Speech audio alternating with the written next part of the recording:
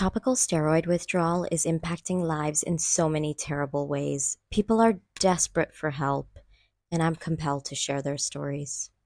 I'm here with Katie, and Katie is from Australia, and she's been here for 10 treatments. Katie and I have gotten to know each other over the last little while as she's been here for CAP treatments. And back home in Australia, she has a young little son named Hugo, which I know she'll talk a lot about. A husband, big family, extended family. And she was a school teacher before TSW took over her life. So, introducing Katie, and I think we'll just jump right in. Yeah. Um, so I found out about TSW through social media, maybe 5, 6 years ago, and I didn't think much of it.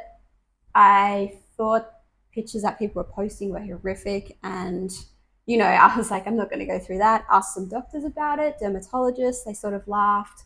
They were like, no, it's rare. Like, it's not going to happen. Doesn't happen here in Australia.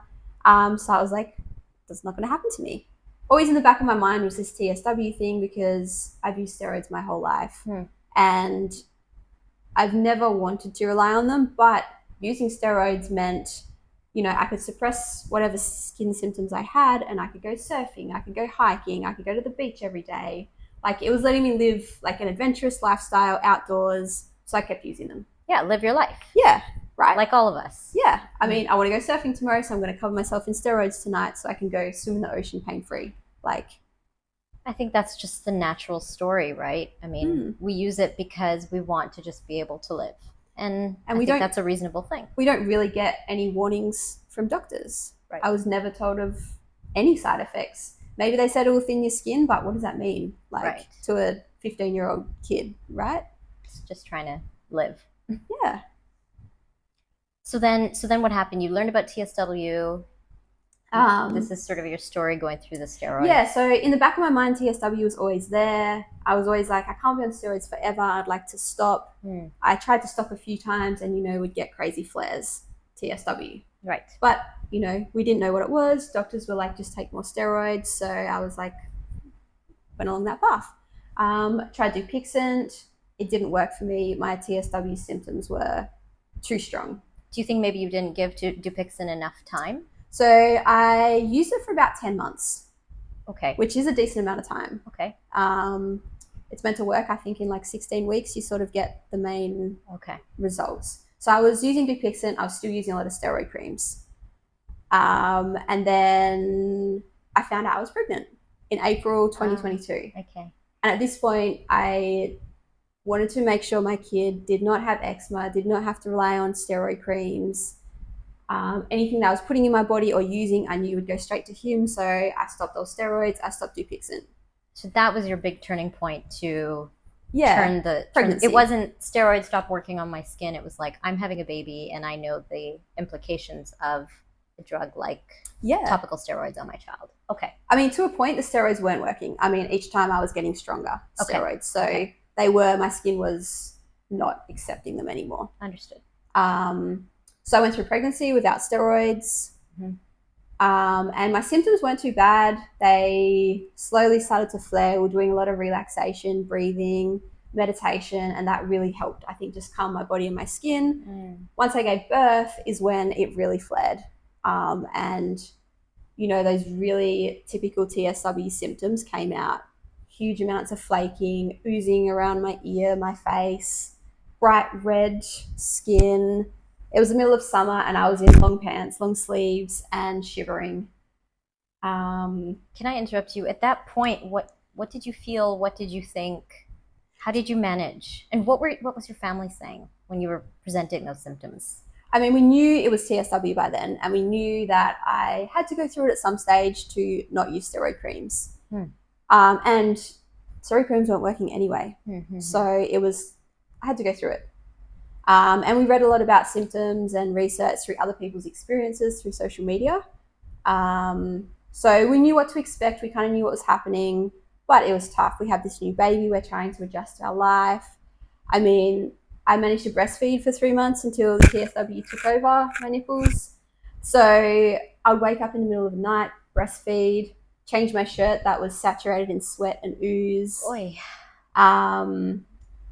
And then like during the day, I'd be holding my baby and my arms would be like burning hot on fire. He would start getting heated up. So I could only hold him for like 5-10 minutes. Then I'd have to put him down. I would be breastfeeding and like he's covered in snowflakes from my skin. You make it sound so real, and it's so relatable to Yeah. me and probably to so many others that are watching, not just those with kids, but just those trying to get through the day. I mean, the Yeah. TSW symptoms, those descriptions are just very visceral. Yeah. And I will say it's so tough with a baby. Obviously, TSW is horrendous, but it made me get out of bed each day and look after him. And, this cute little baby smiling, like it actually gave me so much positivity and uplifting. So he is very cute. It was I've spent a lot of time with him. It was very helpful in that sense as well. So going through TSW as a mum, it's hard, but it's also like you've got this, another thing to work for and this just positive little ball of fun that, brings so much good energy. So keeps you going. Yeah. Yep. So tell me, you're going through this, your family's watching, you get to CAP, but I know that there's like there's sort of a process to that. Why did you pick CAP? How did you get here? So what I'm happened? Scrolling through social media every night, insomnia, can't sleep. Right. Coming across different profiles and CAP pops up. I was like, oh, okay. Pops up again. And I was like, I'm going to message Mariette and, get some more information. So I got some information, talked to my husband. I was like, these people are healing so quickly. Like, look at their results. What kind of questions did you ask Mariette off the top? Well, I don't really remember. Just kind of like, what is it? Like, how is this working? Why is it not available everywhere? Why is there no website? Right. The sort of how does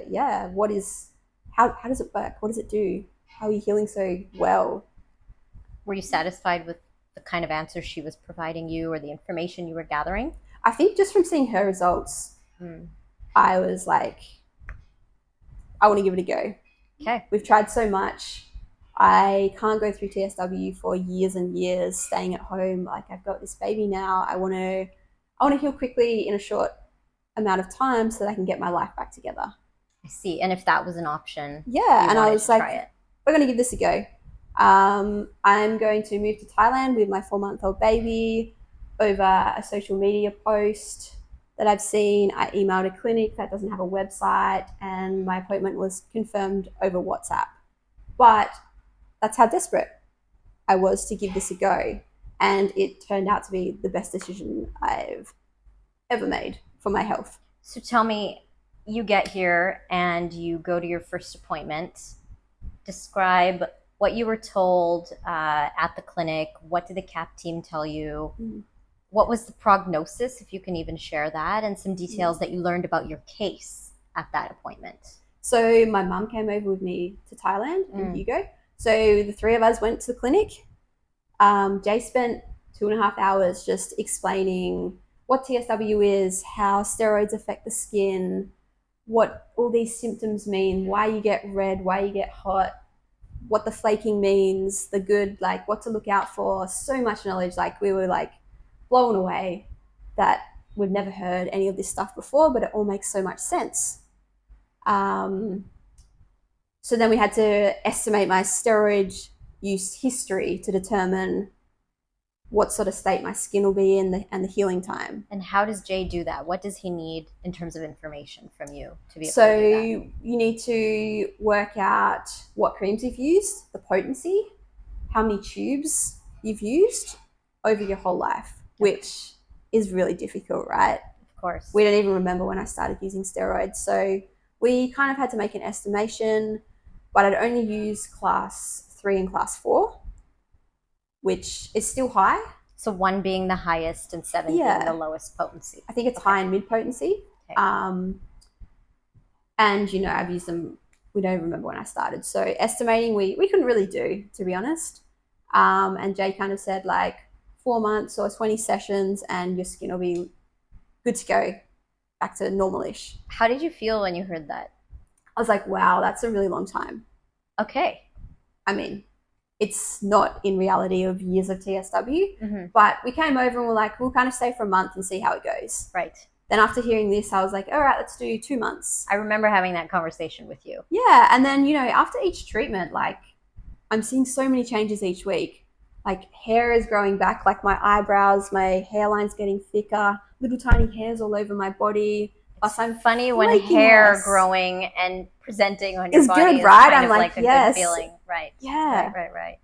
What other observations have you made generally about your skin? And then flaking decreased, redness decreased.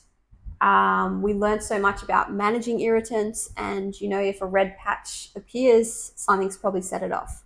There's a reason behind it. Talk about irritants if you could, and what you feel you've learned from Jay and the CAP team. So in the past, if I had spots appear, I would be like, my eczema's back, put some steroids on, right? Right.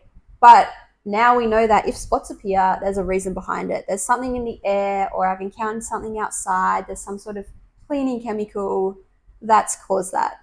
Plus, I've probably gotten sweaty and it's then trapped the irritants and makes it really itchy. So can I ask you, in the course of the last 10 treatments while you've been here in Bangkok, what has caused those red spots to pop up, if they have, or what kind of irritant exposure has been the worst for you? So I had probably around week 4 to 5, I had this full body flare. Right. And it was slowly building. Yes. And we had to really think back to when it started and what we changed. And actually quite a few things changed. So how did you do that? So Laura, who was staying in the building yes. with her little baby as well, she came over and she's like, right, let's investigate, detective work. And we were able to pinpoint quite a few things, which I think all of these little things contributed to this big flare. So talk to us about all like that journey and what you realized were some of those contributions. The beginning of that week, we moved to a new apartment, or to a new room. Right. And they just put on fresh bedding, these bright red bed sheets. I didn't really think of anything of it.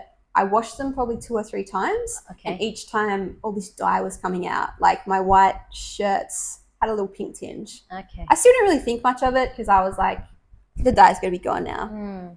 Anyway, keep speaking with Laura and she's like, right, you've just bought that. That's new. This baby chair is new. You've bought this little vacuum.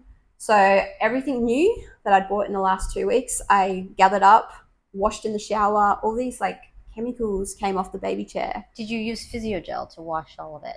Yeah, so Physiogel and just shower water, like everything. Okay. And then I removed everything and put it in my mum's room. So you think that's a function of these new items having chemicals on them and us having to just clean those chemicals off? Okay. So either picked up in the factory. I know a lot of baby products are coated in some sort of like fire deterrent. Okay. Something. So a lot of baby products are actually quite toxic, which I kind of looked into a bit more and it was a bit scary. It's a lot safer to buy secondhand products. Either those hand-me-downs are always helpful. Right? Yeah. Either they've been coated in something in the factory or in transit. They're in a truck. Right. They're going through the environment. They're in packaging that's new, like plastic, and it's not good. Okay. That's good for parents to know at home who are both thinking about eczema and also TSW and how to navigate. Yeah, like it's really common to cut out, washing detergent for babies and that sort of thing, but you never really think of the dye in their clothes. Okay. Even if you're, buying maybe like organic cotton or natural, trying to, do the right thing. Right. There's still some sort of dye, or it's been in a factory that's got all these other irritants in the air. Like it's so important just to wash everything, probably with water, warm water. No need to even use a detergent. We haven't used washing detergent in 2 months. That's right. So there's just so many things that contributed to this flare I was having. I removed them, and then within like 2 or 3 days, it was started to come down. Yeah. So during that flare period where you sort of like nothing's working, or how did that make you feel, that flare period, besides the detective work and deducing what you thought might have been the challenge? So at any point, I guess my question is, at any point were you second guessing CAP? No. And that's the thing, like I've learned so much about irritants, managing irritants, and every rash means something. You don't just flare for no reason. Right. And I learned that there was a reason behind the flare. I was able to eliminate these things and it went down. But prior to CAP, if this happened at home, I would be freaking out within a day or two and cover myself in steroids. I have a question for you. Was the CAP team in touch with you also as you were navigating this flare, or were you kind of, because I remember the flare, I recall that you and Lord did do that investigative work together, but who else was sort of supportive as you were? I mean, I would send photos to Jay and just be like, what is this? You know, is this a flare or is this like something else? What is it? What is it? Yeah. Right. And he was like, it's an irritant. There's something in your environment. You need to remove it. So he just knew that, shared it with you, and you had to then go away and do the work to figure out what it was. I mean, he's not going to be like, what's in this room, like remove this kind of thing. Of course, yeah. He's like, it's an irritant. You need to go and do the work now. You know, you remind me of something that Mariette had put out in terms of a video on YouTube where ultimately she had deduced that it was a new sofa that was in her unit. And then once she removed that, her flare started to come down. Yeah. Okay, interesting. So it's the same sort concept. of. Okay, yeah. Great, great. Thank you. Find the cause and get rid of it. Okay. So you're 10 treatments in. You have your 11th treatment on Wednesday. You stay for a total of 3 months. Yep. How do you feel right now? How does your skin feel right now? How does your body feel right now? It feels amazing. And how are you emotionally? So my skin's been so good that last week we were able to go down to the beach for a week with my family. Me, my husband, and baby. We went and stayed in a resort at the beach. And that was only because my skin has been so strong and I haven't flared in so long that I was confident enough to do that. And we emailed the resort ahead and said, don't use any fragrance, any cleaning products, just clean with water. Okay. And they were really good. They were good, eh? I thought it was because of the baby, but whatever. They were happy not to use anything. And then just being at the resort by the beach was just this like whole new like energy came over me and I just felt so great and I could get a sense of my old life back. That must have been just an exceptional feeling. And I think that there's a real sort of turning point for you and your skin in that moment as you were away for a whole week from the surroundings that you knew and you were comfortable in, and your body was able to manage through it. You were eating different things. I remember you messaging me to say, I tried something different today, and you didn't have a flare. It was fine. And now you've been back here at our apartment building for 2 or 3 days, and so far so good. Yeah, in a new room as well. Okay. And so far so good. So I guess as we like close out, do you have any advice, any thoughts, any comments, final concluding comments for the people watching in terms of both CAP, your life here in Bangkok, and just anything you want to say? I mean, I think if you have the opportunity to come and get CAP, like that's amazing. If you don't, there's still so many things you can do at home to manage your environment and irritants. Like we even bring little blankets and baby swaddles to sit on to stop, sweating against the sofa.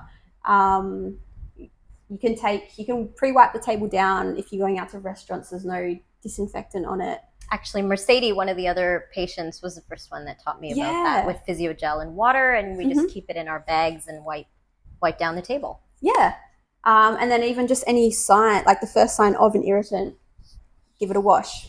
Yes. Physiogel or a really gentle cleanser. Right. I think that's the other thing as well. Before I came, I was really scared to shower and wash my skin, which led to a lot of infections. So definitely wash your skin, try and shower. As painful as it is, it'll help prevent fungal, bacterial overgrowth. Right. Yeah. Well, Katie, I mean, I think all just words of wisdom and also lessons learned. So really appreciate you sharing all of that with us. And there were things that I didn't actually know about your story that it was great to hear. But yeah, thanks for sharing with everybody and really appreciate you taking the time to do this. Yeah, thanks for having me. Thanks for tuning in. For more stories such as this, please follow my IG.